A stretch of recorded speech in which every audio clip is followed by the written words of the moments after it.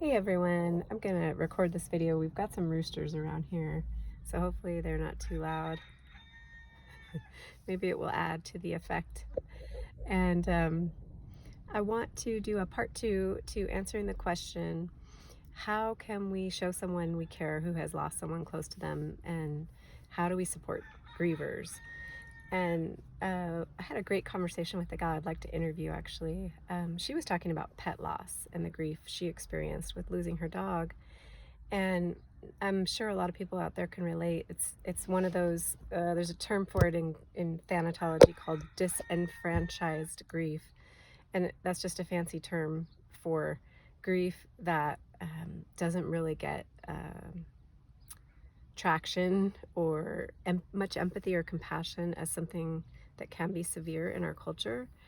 And there's lots of examples of that. But what she was getting at was that when people, when she was in a place of severe grief, which lasted for, she said, beyond a year, when people would ask her how she was, that was a really tough question. And I can relate with that. And it's the same way when I have been a death doula and at the bedside with someone who's dying. It's really not a great time to ask someone, how are you? Um, they're dying. So how are you? It's just not a whole, it's just such a multi-layered question at that point, answer at that point, actually, to a tough question. And what she talked about, and what I've heard from many people in grief, and what I experienced when I was in grief, it's kind of like you've got brain damage. So just think of someone as having, they're not operating. People run red lights. People can forget sometimes where they live. You don't always recognize people. You're just sort of you don't have your same capacities. Your nervous system, and actually they're now neuroscientists are proving that there's neurons firing in your brain. I forget the name of it, but there's a certain type that literally that neuron's job is to notice when something's gone that is supposed to be there. So it's like it notices when something's missing. So those ones are going off all the time. And then cortisol levels are high, stress hormone in our body. So all these things, I mean, we're just up to here. In other words, we're up to here, and we can't deal with any much extra in life, and our brains just really aren't operating as well when we're in grief. And so the question this gal I was talking with said, how are you? She said, that was actually, I couldn't answer that. She's like, the reply she said or the question she said she likes is, where are you at right now? And I like that. I do that with people when I'm at the bedside with someone who's dying, is how are you doing in this moment? What are you experiencing? Or a good one too can be like, what's it like to be you right now? That's a great one. But that whole how are you, we're so programmed to do that. And I'm sure people who aren't in grief will agree with that. It's just something we say. It's just a greeting, right? But when someone's in severe grief, nothing's normal. Nothing's rigmarole. Everything's different. So it's just like that little question can really send you. So it just doesn't get you anywhere, I guess. It's just not helpful.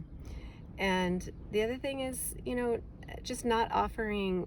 There's a lot of what you don't do when someone's grieving. And one of those is just not offering general help.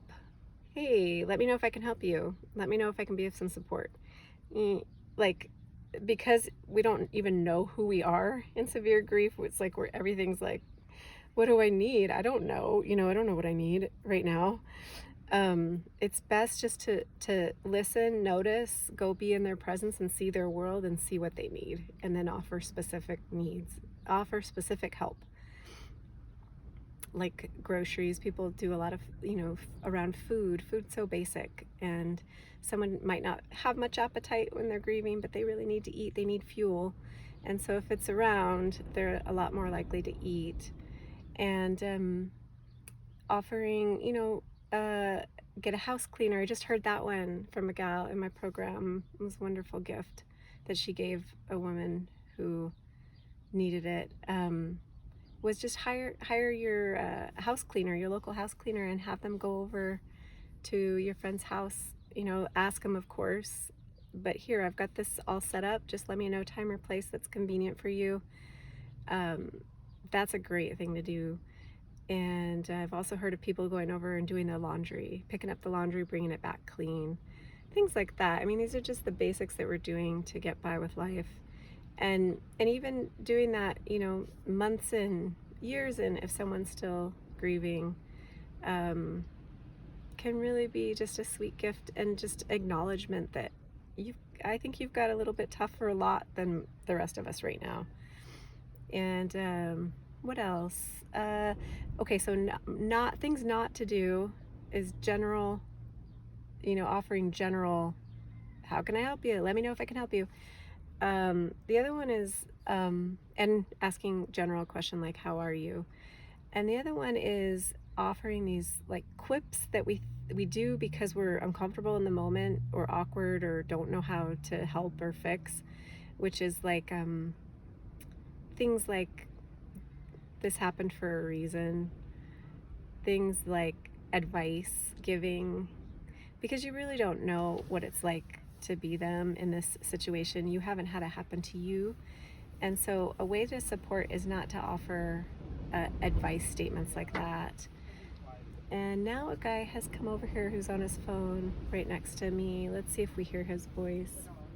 I don't know if you can hear it on the video, but it's funny when I'm in a really wide open like parking lot. It's funny when people decide to come right by you. Anyway, I lost my train of thought because he's now walking towards the car. I think I'm about done with this video. I'm gonna say more on, there's a great book called It's Okay That You're Not Okay by Megan Devine. If you haven't already found that one, that's a really great one on grief. Yeah, still here. I'll put that link in the comments, and I'm gonna record another video. She's got some great things like what not to say, but yet you hear it a lot. I heard all those comments a lot. So next up, part 3, we'll go through those statements.